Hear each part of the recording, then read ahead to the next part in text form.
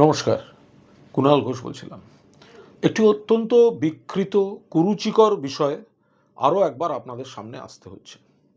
রাজনৈতিকভাবে মমতা বন্দ্যোপাধ্যায় এবং তৃণমূল কংগ্রেসের বিরোধিতা করতে না পেরে একেবারে একটা ব্যক্তিগত পর্যায়ের যে চূড়ান্ত অসৌজন্যমূলক কুৎসা মিথ্যাচার ছড়িয়ে দেওয়া হচ্ছে, আমরা তার প্রতিবাদ করেছি এবং সেই প্রতিবাদ চলবে। কিন্তু তা সত্ত্বেও বিজেপির একটা অংশ, তাদের মধ্যে কেউ কেউ, ধরা যাক বিজেপির নেতা, অধুনা নেতা, মানে একটু ন্যাড়া মাথা আছে, দেখে নেবেন, তো তিনি যে সমস্ত কাণ্ড কারখানা করছেন, যেসব কথাগুলো বলছেন, আমি বাধ্য হলাম আরও একবার এই বিষয়ে সকলের সামনে আসতে।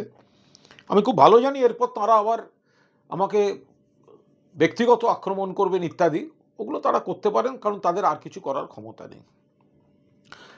আমি শুধু একটা কথা বলতে চাই যে অভিষেক বন্দ্যোপাধ্যায়ের শৈশবের ছবি, সঙ্গে কে? বাবা অমিত বন্দ্যোপাধ্যায়, মা লতা বন্দ্যোপাধ্যায়। তাই নিয়ে, ওই ছবি নিয়ে মমতা বন্দ্যোপাধ্যায়ের নাম জড়িয়ে কুৎসা, ব্যক্তিগততম মিথ্যাচার, এটা হচ্ছেটা কি? কেন করছেন? যদি কোনো কেউ নেতা হতে পারে, ন্যাড়া মাথা হতেই পারে, তো একটা দলে ছিল কংগ্রেস, সেখান থেকে এখন বিজেপি।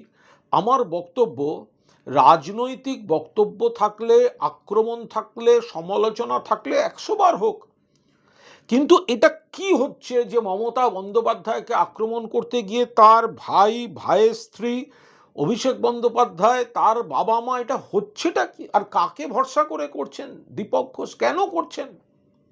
কিসের জন্য করছেন? আপনারা যদি এইভাবে ব্যক্তিগত কথাবার্তা, মিথ্যাচার, কুৎসা এগুলো করেন, তাহলে তো আমাদেরও তো বিষয়ের অভাব নেই। যদি মুখরোচক বিষয় ছাড়তে হয়, তাহলে তো ওই মানসি সোনি কে মানসি সোনি, স্মৃতি বিস্মৃত হচ্ছে, স্মৃতি বিস্মৃত হচ্ছে, কঙ্গনা থেকে অঙ্গনা, বিভিন্ন প্রশ্ন উঠেছে, সোশ্যাল মিডিয়ায় ঘুরছে। আমরা তো এই রাজনীতি করি না। এটা কি হচ্ছে? এটা কি? আর কারা বলছেন? এক একটা কোনো পোস্টে দেখলাম একটা জ্ঞান দেয়া হচ্ছে যে আমার বিরুদ্ধে আইনি ব্যবস্থা, অমুক তমুক, আমি ভয় পাই না। এই মানেটা কি? ডাহা মিথ্যাচার, চরিত্র হনন হবে আর আইনি ব্যবস্থা হবে না? এটা হয় নাকি কখনো? দ্বিতীয়ত হচ্ছে, বলা হচ্ছে, একটা কে লিখেছে দেখলাম, মানুষ সঙ্গে আছে। কজন মানুষ? পাড়ায় তো ভোটে দাঁড়িয়েছিলেন নাকি কোনো এক বছরে? 300 ভোট পেয়েছিলেন? 300 ভোট পেয়েছিলেন। মানুষ সঙ্গে আছে। ভাই, ফোনের দৌলতে তো অনেকে নেতা হলো।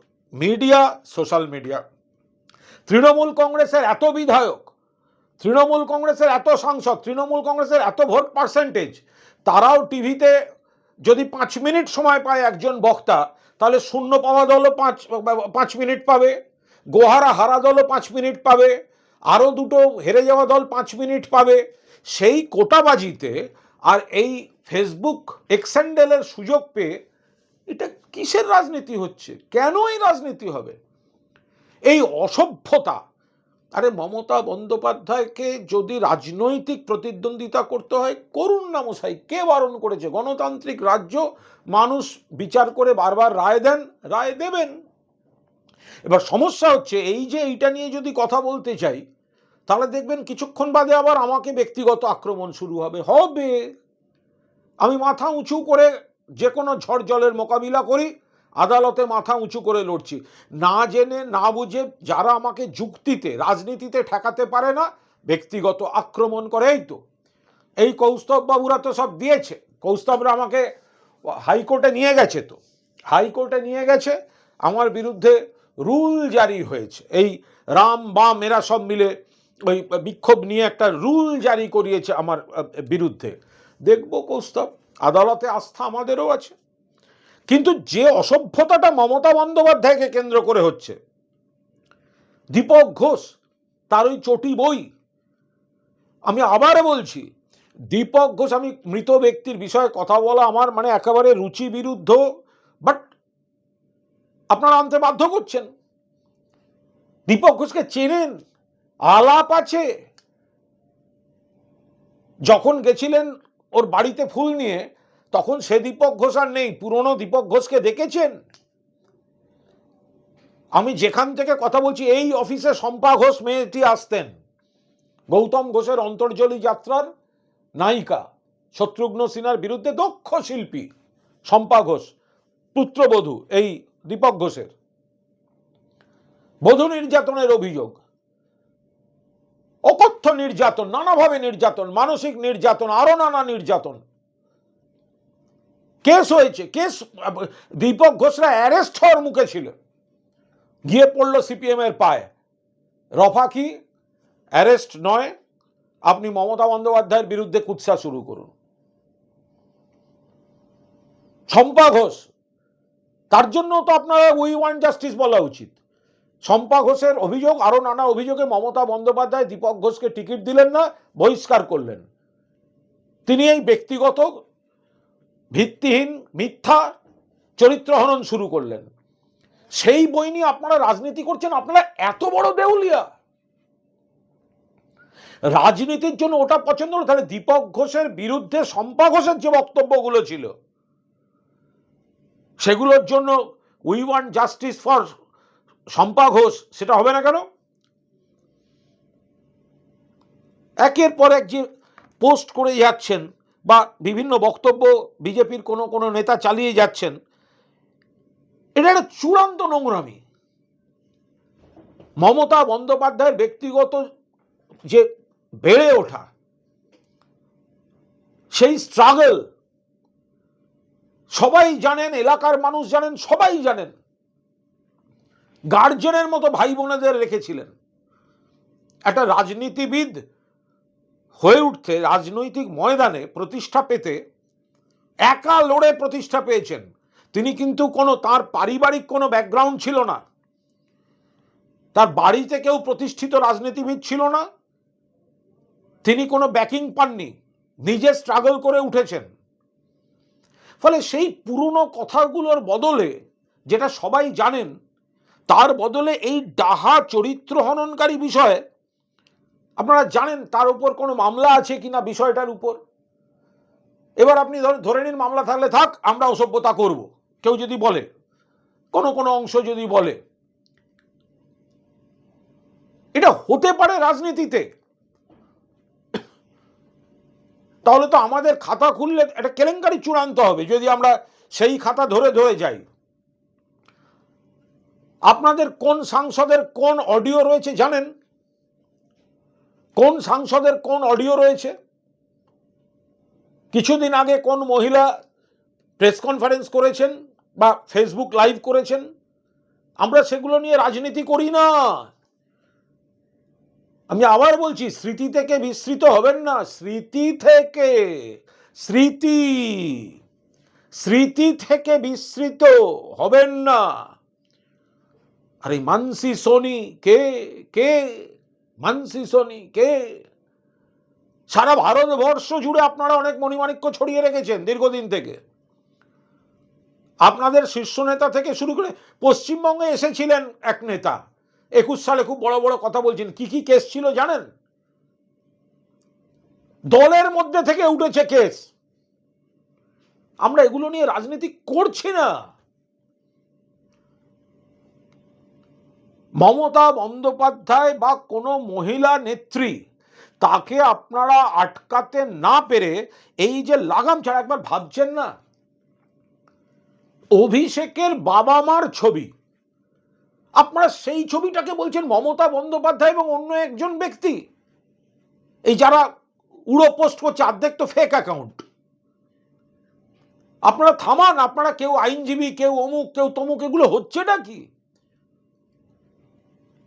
অভিষেক বন্দ্যোপাধ্যায় শৈশবের বাচ্চা অভিষেককে নিয়ে পলিটিক্স করছেন আর কাদাটা ছুটছেন গিয়ে মমতা ব্যানার্জির দিকে। অভিষেক তার বাবা মার সঙ্গে বসে আছে, বাবা মা, অমিত বন্দ্যোপাধ্যায়, লতা বন্দ্যোপাধ্যায়। আপনারা তাদের পরিচয় পাল্টে দিচ্ছেন, কোন নোংরামিতে যাচ্ছেন? এই দীপক ঘোষের চটি বইয়ের আপনাদের হাতিয়ার, মার্ক্সবাদ চলে গেছে, ওই হিন্দু হিন্দু করতে গিয়ে গীতাও চলে গেছে, এখন হচ্ছে দীপকবাদ। পাগল নাকি আপনারা? যে লোকটা নিজের বাড়ির কেচ্ছা, বাড়ির অভিযোগ, পুত্রবধূর অভিযোগ, থানায় তলব, গ্রেপ্তারি আটকাতে মমতা ব্যানার্জির ব্যবস্থা নেওয়ার পর মমতা ব্যানার্জির বিরুদ্ধে কুৎসা করার শর্তে অ্যারেস্ট এড়িয়েছে, তার চটি বই নিয়ে আপনারা পলিটিক্স করছেন। এই জিনিস বরদাস্ত হবে না। সমস্ত স্তরে তৃণমূল কংগ্রেসের যারা সহযোদ্ধা, সুস্থ নাগরিক যারা রয়েছেন এবং যারা অন্য দল করেন বা দল করেন না, এই পলিটিক্সটায় কি নামা হবে? আমরাও কি স্মৃতি থেকে বিস্মৃতি, কোথায় কার সঙ্গে কোন শনি কোন দিন কোন রাতে ছিল, এইগুলো হচ্ছে রাজনীতি? নাকি রাজনীতিটা হবে রাজনীতির মতো? ন্যাড়া হয়ে গেছে, এখন চুল গজাচ্ছে না, চুল হচ্ছে না, ও তো আজন্ম থাকবে না। তার কারণ হচ্ছে চুলটা উঠবে কি করে? থাকবে তো এখানে মমতা বন্দ্যোপাধ্যায় সরকার। সেই হতাশা থেকে এই ইয়ে করা, চুল কেটে ফেলে এখন সেটা সামলাতে পারছেন না, তাই হিন্দি চুলের মতো রাজনীতি করছেন, খুব সমস্যা। আমি জানি বিপুল আক্রমণ আমাকে শুরু হবে এক্ষুনি, ঘেউ ঘেউ ঘেউ ঘেউ ঘেউ ঘেউ, পুরনো ভিডিও, অমুক স্টেটমেন্ট।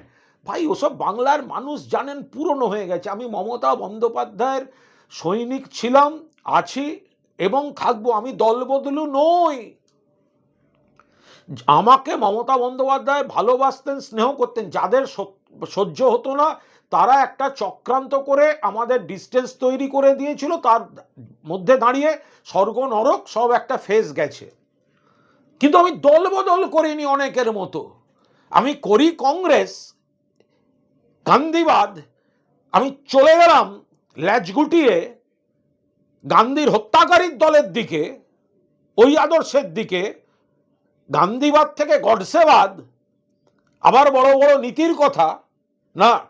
আমার বক্তব্য, যদি কোথাও কোনো মতপার্থক্য থাকে সেটা একটা দলের মধ্যের ব্যাপার, সেই নীতিটা আমি মেনটেন করে চলি। আপনারা যা ইচ্ছা বলতে পারেন, কিন্তু যে ভাষায়, যে বিষয়ে এই কৌস্তব বাগচি অ্যান্ড আদার্স, বিজেপির একাংশ প্ল্যান্ড ওয়েতে মমতা বন্দ্যোপাধ্যায়, অভিষেক বন্দ্যোপাধ্যায়, অমিত বন্দ্যোপাধ্যায়, লতা বন্দ্যোপাধ্যায়কে নিয়ে কুৎসার রাজনীতি করছেন, তৃণমূলের সদস্যদের বলবো দিকে দিকে থানায় অভিযোগ করুন, দিকে দিকে থানায় অভিযোগ করুন। স্থানীয় আইনজীবী সেলের বা আইনজীবীদের মতামত নিন।